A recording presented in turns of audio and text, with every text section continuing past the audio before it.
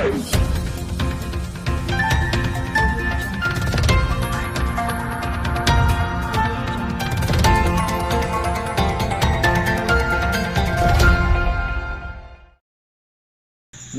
मैं हूं राज पाठक और आप देख रहे हैं बुलेट न्यूज। वक्त हो चला है हमारी खास कार्यक्रम संवाद का, लेकिन उससे पहले कुछ आपसे कहना बहुत जरूरी है। आज से कुछ सप्ताह पहले अभिनेता सुशांत सिंह राजपूत ने आत्महत्या की, जिसके बाद से कई सवाल उठने शुरू हो गए। सवाल नेपोटिज्म के खिलाफ, सवाल भेदभाव के खिलाफ, तो सवाल आखिरकार सुशांत सिंह राजपूत ने आत्महत्या क्यों की। कई ऐसे सवाल थे। साथ ही जब खबर मिली कि कई ऐसे कलाकार हैं जो डिप्रेशन के शिकार हैं, कई ऐसे कलाकार हैं जो बिहारी या बाहर से जब जाते हैं तो बॉलीवुड में उनके साथ भेदभाव किया जाता है। इसी क्रम में हमने भी सोचा कि क्यों ना वाकई में कलाकारों से बात की जाए कि क्या वाकई में बॉलीवुड में नेपोटिज्म है और किस हद तक बाहरी कलाकारों के साथ है। और इसलिए आज के हमारे खास कार्यक्रम संवाद में हमारे साथ जुड़ रहे हैं मुंबई से राव रणविजय, जो कि बिहार के औरंगाबाद जिले के दाऊदनगर के रहने वाले हैं और आज अपने अभिनय के दम पर लगातार मुंबई में कई सीरियल में वो काम भी कर रहे हैं, जिसमें हिटलर दीदी, कुमकुम भाग्य, क्राइम पेट्रोल जैसे कई सीरियल शामिल हैं। तो साथ ही उनकी आने वाली कई फिल्में लगातार हैं, जिसमें अभी लालटेन, दलदल जैसी प्रमुख फिल्में हैं। साथ ही अगर आपको बता दें तो उनकी एक नई सीरियल 13 जुलाई को आ रही है, जिसमें वो अभिनेता के तौर पर सामने दिखेंगे। भैया स्वागत है आपका, कैसे हैं आप? अगर आपसे सवाल करें तो अभी आप मुंबई में हैं और वहां पर कोरोना का जो आंकड़ा है लगातार बढ़ते ही जा रहा है। वैसी स्थिति में इस 3 महीने का जो लॉकडाउन रहा, उसमें आपका क्या दिनचर्या रहा? सबसे पहले तो राज पाठक, मैं तुम्हें बहुत बहुत धन्यवाद देना चाहूँगा कि तुमने मुझे उस लायक समझा कि मैं तुमसे बातें कर सकूं, तुम्हारे कुछ प्रश्नों का उत्तर दे सकूं। जहां तक सवाल है मुंबई में कोरोना की क्या स्थिति है, मैंने लॉकडाउन कैसा गुजारा, मेरा लॉकडाउन कैसे जो है गुजरा, तो मैं तुम्हें बता दूं कि कोरोना की महामारी से आज पूरी दुनिया जो है इसके संकट से गुजर रही है और अपना देश भी बहुत ज़्यादा संकटमय हो गया है। और हिंदुस्तान की बात करें तो मुंबई एक ऐसा शहर है जो सबसे नंबर 1 पे है। यहाँ पे मरीजों की संख्या दिन प्रतिदिन बढ़ रही है, तो स्थिति बहुत भयावह है यहाँ पे। मैं अभी मुंबई में ही हूँ। और रही बात मेरे लॉकडाउन की, तो मैं आपको बता दूं कि मैं 1 महीना पहले मुंबई आया हूँ। मैं गुजरात में था, अपने आने वाले नए सीरियल की शूटिंग कर रहा था जो दूरदर्शन पे आने वाला है, नई सोच करके। तो हम लोग 20 एपिसोड्स ही वहाँ पे शूट कर किए थे कि अचानक लॉकडाउन हो गया और हम लोग वहीं पे, पूरी टीम जो है हमारी वहीं पे फंस गई थी लॉकडाउन में। बट ऊपर वाला के आशीर्वाद से बहुत अच्छे जगह पे थे, किसी तरह की कोई दिक्कत नहीं थी। अपने स्टूडियो में ही हम लोग लॉकडाउन को गुजारे। और मुझे लगता है कि कोरोना से डरने की जरूरत नहीं है। जब तक इसका वैक्सीन तैयार ना हो जाए तब तक आप सरकार व डॉक्टरों का जो दिशा निर्देश है उसका पालन कीजिए, सोशल डिस्टेंस मेंटेन रखिए, हैंड वॉश करते रहिए, मास्क लगा करके चलिए बाहर, और बहुत ज़रूरी हो तभी आप बाहर निकलिए। ठीक हो जाएगा, इससे डरने की ज़रूरत नहीं है। और मैं दर्शकों से यही कहूँगा कि न्यूज़ चैनल थोड़ा सा देखना कम कर दीजिए, क्योंकि न्यूज़ वाले बहुत ज़्यादा डरा देते हैं पब्लिक को, है ना। तो सब ठीक हो जाएगा, जो होता है अच्छे के लिए होता है। किसी भी परिस्थिति से हम हिंदुस्तानी जो है सक्षम होते हैं लड़ने के लिए, और हम लोग उस पर विजय भी हासिल करते हैं। भैया अगर बात करें तो इस कोरोना काल में लगातार हर सेक्टर में प्रभाव पड़ा है, बॉलीवुड में भी इसका प्रभाव पड़ेगा। वैसी स्थिति में जो फिल्म थिएटर में रिलीज होता था, बड़े पर्दे पर रिलीज होता था, वो अब कहीं ना कहीं जाकर के OTT प्लेटफॉर्म पर रिलीज हो रहा है। अगर बात करें तो हाल ही में दिल बेचारा को लेकर के जिस तरीके से जनता, पब्लिक समर्थन दे रही है कि बड़े पर्दे पर रिलीज हो, मगर इस कोरोना काल में OTT प्लेटफॉर्म पर रिलीज किया जा रहा है, तो ऐसी स्थिति में आप जैसे कलाकारों का क्या होगा और फिर आप इसमें अपना स्कोप कैसे देखते हैं? तुम्हें बता दूं कि कोरोना से सिर्फ बॉलीवुड पे ही नहीं बल्कि पूरे देश के हर व्यापार, हर इंडस्ट्री, हर उद्योग धंधे पर बहुत बड़ा इफेक्ट पड़ा है। रही बात, चूंकि मैं एक फिल्म इंडस्ट्री का हिस्सा हूं और तुम मुझसे आज एक एज ए इंटरव्यू ले रहे हो, तो मैं फिल्म इंडस्ट्री की बात करूं। हाँ, फिल्म इंडस्ट्री एक आज की डेट में बहुत बड़ा उद्योग धंधा है। लाखों लोग जो है यहाँ पे काम करते हैं, लाखों लोगों की रोजी रोटी चलती है फिल्म इंडस्ट्री से। तो ऑफ कोर्स बहुत फर्क पड़ा है, प्रभाव पड़ा है। 3 महीने तक तो हम लोग बिल्कुल काम वाम नहीं किए, अभी तक हमारा काम स्टार्ट नहीं हुआ है लॉकडाउन के बाद।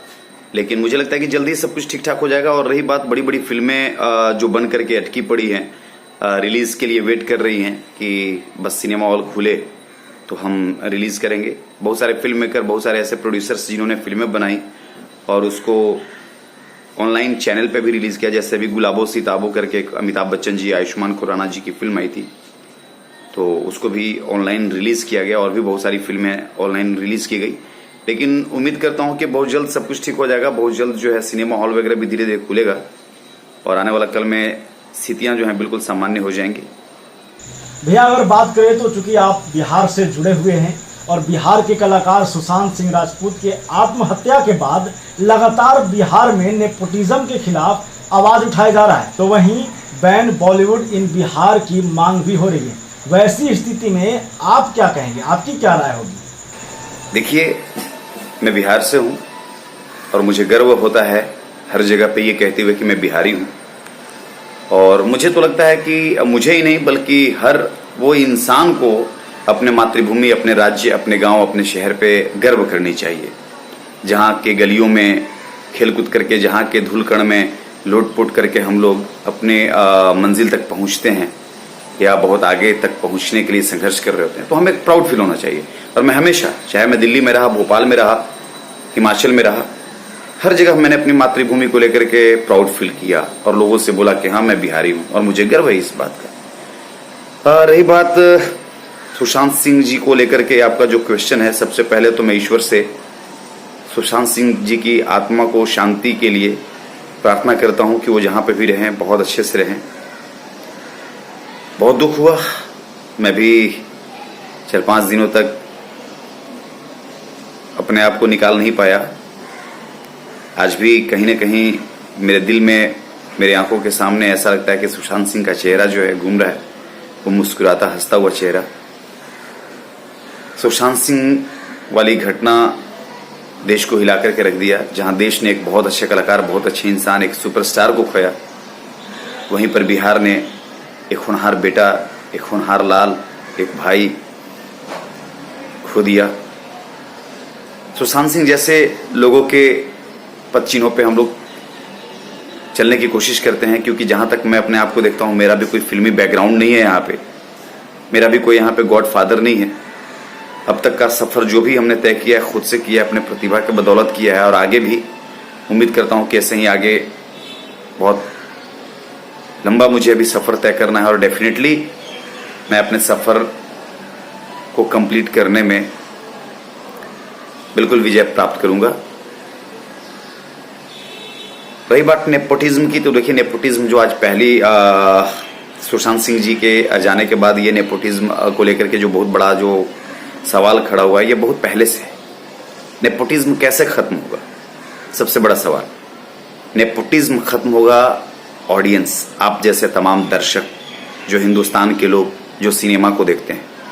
अगर आपको लगता है कि एक स्टार अपने स्टार किड को ही मौका देता है तो ठीक है, एक स्टार अपने बेटा को चाहता है स्टार बनाना, लेकिन डिपेंड करता है पब्लिक के ऊपर कि उसको वो स्टार के रूप में देखे या नहीं।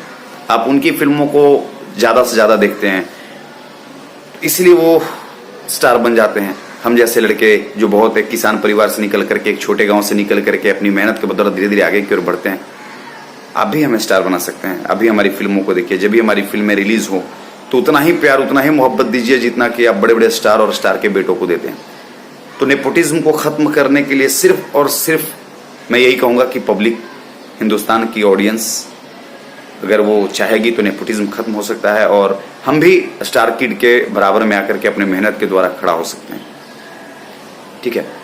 और सुशांत सिंह के जाने के बाद बहुत दुख हुआ मुझे, और मैं कलाकार होने के नाते सुशांत सिंह जी को 4 पंक्तियों में एक विनम्र श्रद्धांजलि पेश करना चाहूंगा। उम्मीद करता हूं कि बड़ा अच्छा लगेगा।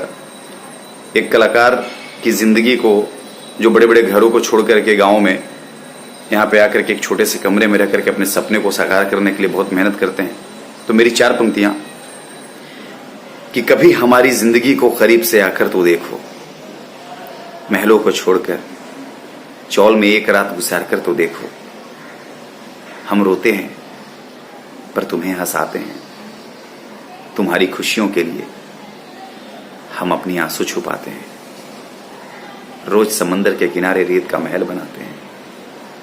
ए दोस्त, हम यूं ही कलाकार नहीं कहलाते। बिल्कुल भैया, अगर बात करें तो जिस तरीके से आपने कहा कि हर सेक्टर में नेपोटिज्म है, तो वहीं पर अगर बात करें तो बॉलीवुड में जिस तरीके से इतने बड़े एक्टर सुशांत सिंह राजपूत का अकस्मात जाना और बॉलीवुड को लेकर लगातार विवादित खबरें आना, वैसी स्थिति में आप जैसे कलाकारों को कितना मुश्किल होगा अब अपने आप को साबित करना वहां पर, क्या कहेंगे?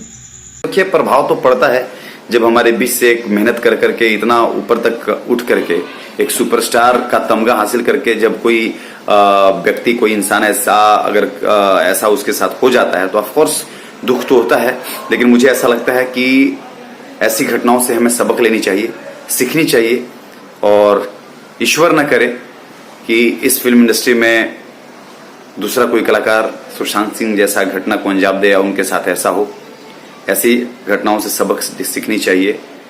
और बस मैं तो बस ईमानदारी और अपने मेहनत पे भरोसा करता हूँ, और ईमानदारी और मेहनत के बदौलत यहाँ तक पहुँचा और आगे भी जाना चाहूँगा।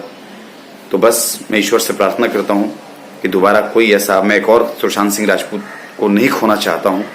बहुत मेहनत से, बहुत संघर्ष करके, बहुत त्याग करके कोई एक आम लड़का जो है एक स्टारडम हासिल करता है, उसको हम कुछ मिनटों में ख़त्म कर देते हैं। सबसे बड़ी चीज़ कि सुशांत सिंह वाली घटना के पीछे क्या रीज़न है, क्या रहस्य है, क्या उन्होंने सुसाइड किया या कोई एक प्लान किया गया था उनको मारने के लिए।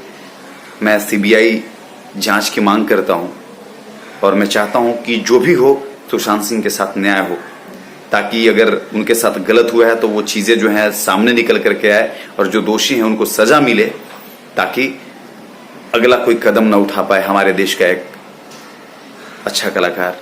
तो हम किसी और कलाकार को नहीं खोना चाहते। बहुत बहुत धन्यवाद आपका हमारे साथ जुड़ने के लिए और तमाम मुद्दों पर बात करने के लिए। मुझे भी बहुत अच्छा लगा आपसे बातें करके। तो ये थे हमारे साथ राव रणविजय जी, जिन्होंने कई मुद्दों पर हमारे साथ बात की, खास करके नेपोटिज्म, सुशांत सिंह राजपूत को लेकर, साथ ही वैसे कलाकारों को लेकर जो मुंबई का सपना देखते हैं बॉलीवुड में जाने का, और अब जो कि सुशांत सिंह राजपूत के बाद कहीं ना कहीं उनके मन में एक डर आ गया था, उसे लेकर इन्होंने पूरी तरीके से स्पष्ट कर दिया है ऐसा कुछ नहीं है, ऐसा हर सेक्टर में होता है। और इसी के साथ आज के लिए बस इतना ही। फिर मिलेंगे संवाद की अगली कड़ी में किसी अन्य मेहमान के साथ, किसी अन्य खबर के साथ। तब तक के लिए हमारे साथ बने रहिए। चैनल को सब्सक्राइब कर लीजिए, पेज को लाइक कर लीजिए। बहुत बहुत धन्यवाद।